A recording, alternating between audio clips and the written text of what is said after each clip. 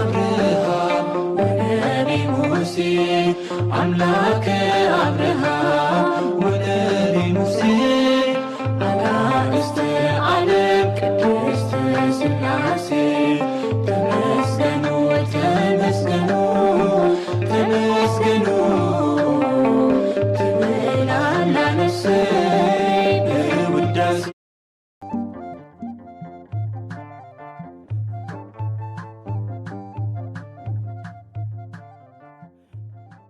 በስመ ሥላሴ በስመ አብ ወወልድ ወመንፈስ ቅዱስ አሐዱ አምላክ አሜን። ሰላም እግዚአብሔር አምላክ ምስ ኩላትኩም ይኹን። ስድራ እግዚአብሔር አምላክ ከመይ ሓዲርኩም? ኣነ እግዚአብሔር ይመስገን። ክብሪ ይስፋሕ መድኃኔዓለም ክርስቶስ ልዑል እግዚአብሔር ኣምላኽና ክሳብ ሰዓት እዚኣ ብጸጋን ብጥዕናን ስለ ዝዓቀበናን ዘጽንሐናን ክብርን ምስጋናን ኣምልኮን ውዳሴን ንዘለዓለም ንዑይ ይኹኖ።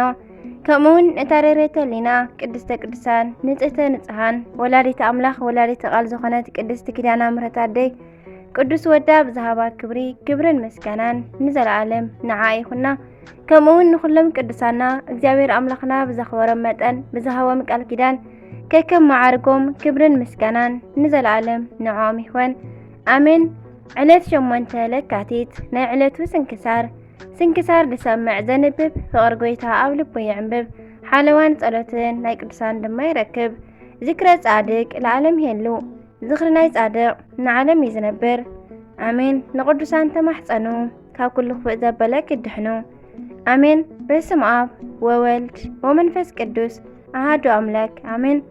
እንኳዕ ኣብፅሐና በዓለ ስምዖን ቅዱስ መጽሓፍ ከም ዝነገረና ጎይታና ካብ ዝውለድ ኣብ 40 መዓልቱ በዓሉ ዝሰርዖ ሕጊ ምእንቲ ክፍጽም ናብ ቤተ መቕደስ ኣትዩ እዩ። ከምቲ ስርዓት ድማ ኣዲኡ ቅድስቲ ድንግል ማርያምን ኣገልጋሊኣ ቅዱስ ዮሴፍ ኣረጋውን ናይ ርግቢት ጨቓዊትን ዋኖስን ኣቕረቡ።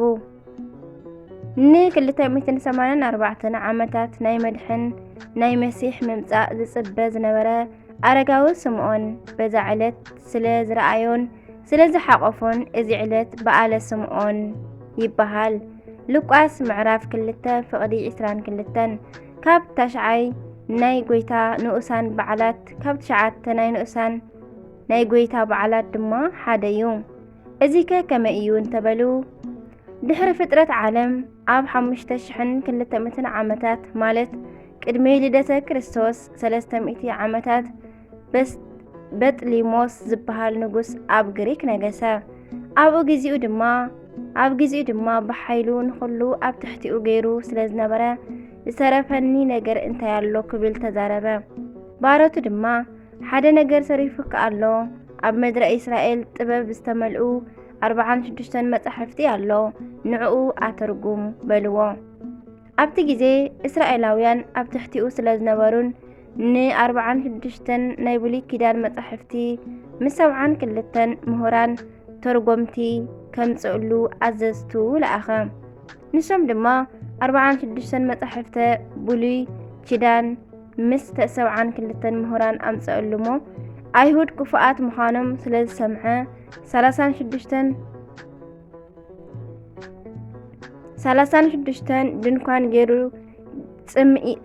ጽምዲ ኮይኖም ክሰርሑ ክትርጉሙ ከለው ድማ ከይመኻኸሩ 36 ሓለውቲ ሸመሎም። እዚ ነገር ንግዚኡ ካብ ንጉስ እኳ እንተመሰለ እቲ ጥበብ ግን ካብ እግዚአብሔር እዩ። እቲ ምኽንያት ድማ ድሕሪ ግዜ መጻሕፍተ ብሉያት ብሓደጋ ከም ዝጠፍእ ስለ ዝፈልጥ ከይተበረዙ ናብ ናይ ሓድስ ኪዳን ክርስቲያን ክበጽሕ እዩ።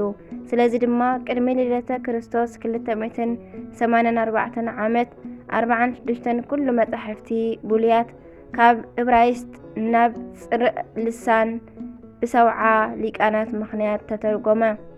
ብግሪክ ቅድሚኡ መጻሕፍቲ ብሉያት ናብ ሃገርና ምምጻኡን ናብ ግእዝ ልሳን ምትርጓሙን ከይዘንጋዕና ማለት እዩ። ናብቲ ቀንዲ ጉዳይና ክንመለስ ከለና ካብ ማእከል ሰብዓ ሊቃናት ብዕድሚኡ አረጋዊ ዝኾነ ከም ትውፊት እንተኾይኑ 216 ዓመት ዝገበረ ስምዖን ዝብልዎ ምሁር ኦሪት ነበረ እሞ ብናይ እግዚአብሔር ፍቃድ ድማ ንዕኡ መጽሓፈ ትንቢተ ኢሳያስ በፂሕዎ እንዳተርጎመ ምዕራፍ 7 በጽሐ። ኣብ ቁጽሪ 7 ምስ በጽሐ ግን ናሁ ድንግል ትጸንስ ወትወልድ ወልደ ዝብል ርእዩ እኳ ናይ ኣሕዛብ ንጉስ እስራኤልስ እንተኾነ ድንግል ብድንግልና ጸኒሳ ክትወልድ እያ እንተበልክዎ ከመይ ገይሩ ይኣምነለይ ክብል ሓሰበ እሞ ኣብ ልዕሊኡ ድማ ኢሳያስ ብምናሴ ዝተቐትለ ስለዚ እንዶ ኣይኮነን ኢሉ ነቲ ቃል ክልውጦ ወሰነ። ደምሰሶ ድማ ኣብ ኣጋናይ ምሸት ድማ ድንግል ንዝብል ወለት ትጓሉ ኢሉ ቀየሮ። ንሱ ምስ ደቀሰ ቅዱስ መልአኽ ወሪዱ ድንግል ኢሉ ኣስተኻኸሎ። ካብ ድቃሱ ምስ ተንስአ ምርዳእ ኣብይዎ እንደገና ፍሒቑ ቀየሮ። ሕጂ እውን ፍሒቑ ድንግል ዝብል ቀየሮ። 3 ግዜ ከምዚ ምስ ኮነ ግን ድሕሪኡ መልአኽ ተገሊጹ ገሰጾ። ኣብ ልዕሊኡ ድማ ነዛ ድንግልን ንመሲሕ ንወዳን ከይረኣኻዮን ከይሓቆፍካዮን ሞት ኣይትርእን ኢልዎ ተሰወረ። ኣረጋዊ ስምዖን ካብዛ ዕለት ነድሓር ናይ መድሕን ክርስቶስ ምምጻእ ክጽበ ን284 ዓመታት ኣብ ዓራት ተጋዲሙ ተጸበየ። ኣካሉ ድማ ተወድአ። ንስማ ጸዋውዑ ስግደት ዝግብኦ ኣምለኽናን ጎይታናን መድሓኒናን ኢየሱስ ክርስቶስ ድማ ሰብ ኣብ ዝኾነ በቲ ሰሙን እመቤትና ቅድስቲ ድንግል ማርያምን ቅዱስ ዮሴፍ ኣረጋውን ናብ ቤተ መቕደስ መጹ። ሕጊ ዝሰርዐ ጎይታ ንሱ ፈጻሚ ሕጊ ምእንቲ ክበሃል ናይ ርግቢት ጨቓዊት ሒዞም ካብ ዝውለድ ኣብ 40 መዓልቱ ናብ ቤተ መቕደስ የእተውዎ። በዛ ዕለት ድማ ቅዱስ መልአኽ መጺኡ ንቅዱስ ስምዖን ካብ ዓራቱ ኣበራበሮ። ብተስፋ ዝተጸበዮ ኣድሓኒ መሲሕ ከም ዝመጸ ድማ ነገሮ። ኣብዚ ግዜ ኣረጋዊ ኣካሉ ተሓዲሱ ከም ወዲ 30 ዓመት ጎበዝ ደልደል ኢሉ ካብ ዓራቱ ተንስአ። ከም በቕሊ ድማ እንዳዘለለ ናብ ቤት መቕደስ መጸ። ኣብኡ ንመሲሑ ንፈጣሪኡ ምስ ተመልከተ ከም በተይ ዘለለ። ቅርብ ኢሉ ድማ ንህፃን ጎይታ ኢየሱስ ካብ ሕቑፊ ድንግል ኣዲኡ ተቐበሎ። ካብ ደስታኡ ብዙሓት ድማ ዝተለዓለ ድማ ይእዜ ትስዕሮ ለገብርከ በሰላም እግዚኦ በከመ ኣዘዝከ ኣቤቱ ንባሬኻ ከም ቃልካ ብሰላም ኣሰናብቶ ክብል ጸለየ። ትንቢት ድማ ተዛረበ። በዛ ዕለት ድማ ዓሪፉ ተቐብረ። በረኻትን ረድኤትን ናይ ኣረጋዊ ስምዖን ይሕደረና ኣሜን። ሃና ነቢት ከምኡ ድማ በዛ ዕለት ንኣረጋዊት ነቢት ቅድስቲ ሃና ንዝክራ። እዛ ቅድስቲ ትውልዳ ካብ ነገደ ኣሴር ክኸውን ከሎ ኣቦኣ ፋኑኤል ይበሃል። ብናይ ትውፊት ትምህርቲ ሃና ዝተመርዓወት ኣብ ንእስነታ ኣብ 12-15 ዓመታ እዩ።